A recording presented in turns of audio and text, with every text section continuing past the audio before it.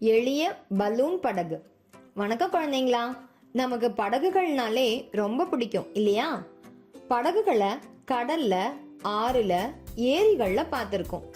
பொம்மை படகுகளையும் பார்த்திருக்கோம். அது எல்லாம் மோட்டர்ல தானே ஓடும். பலூன்ல படகு ஓடி பார்த்திருக்கீங்களா? என்ன பலூன்லயானு தானே கேக்குறீங்க? ஆமா, பலூன்லயே தான். வாங்க அது எப்படின்னு பார்க்கலாம். இது செய்ய தெர்மோகோல், பசை, ஒரு பெரிய பலூன், கொடி பொருத்தப்பட்ட பல்குத்தும் குச்சி, ஒரு வளையும் ஸ்ட்ரா, ஒரு முக்கோண ரப்பர் துண்டு, அப்புறம் ஒரு ரப்பர் பேண்ட். அவ்வளவுதான். முதல்ல தெர்மோகோலை படகு வடிவத்துக்கு வெட்டி எடுத்துக்கலாம். இது பார்க்க படகு மாதிரியே இருக்கா? அப்புறம் முக்கோண ரப்பர் துண்டுல ஒரு பக்கம் பசைய தடவி அத படகோட மையத்துக்கு கொஞ்சம் மேல ஒட்டிடலாம். அதுக்கப்புறம் ஸ்ட்ரால சின்ன வளையும் பகுதியில பலூனை வச்சு ரப்பர் பேண்டால இறுக்கமா கட்டிடலாம். இது மூலமா பலூன்ல உள்ள காத்து ஸ்ட்ரா வழியா வெளியேறி படகை முன்னோக்கி தள்ளும். இந்த ஸ்ட்ரா அமைப்பை படகோட முக்கோண ரப்பர் உள்ள இடத்துல வச்சு அப்புறம் டேப்பால ஒட்டிடலாம்.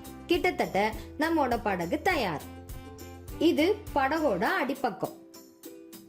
அடுத்து நம்ம பலூனை ஸ்ட்ரா வழியா ஊதணும். எவ்வளவு பெருசா ஊதுறோமோ அவ்வளவு தூரம் பலூன் போகும். ஊதின பிறகு ஸ்ட்ராவோட வாய்ப்பகுதிய விரலால அடைச்சிக்கலாம். இத அப்படியே தொட்டி தண்ணியில வச்சு விரலை ஸ்ட்ரால இருந்து எடுத்துடலாம். இப்போ ஸ்ட்ரா வழியா காத்து வெளியேறி அது படகை முன்னோக்கி நகர்த்தும். இது நியூட்டனோட 3ஆம் விதிக்கு நல்ல உதாரணம். அதாவது ஒவ்வொரு வினைக்கும் சமமான எதிர்வினை உண்டு. என்ன குழந்தைங்களா, இந்த படகு உங்களுக்கும் ரொம்ப பிடிச்சிருக்கும்னு நம்புறோம். நீங்களும் இது மாதிரி செஞ்சு உங்க நண்பர்களை அசத்துங்க. ஒவ்வொரு வினைக்கும் சமமான எதிர்வினை உண்டு என்ற நியூட்டனின் 3ஆம் விதியின் அடிப்படையில் இந்த படகு இயங்குகிறது. பலூனில் இருந்து எவ்வளவு வேகத்துடன் காற்று வெளியேறுகிறதோ அவ்வளவு அளவுக்கு படகு முன்னோக்கி நகரும்.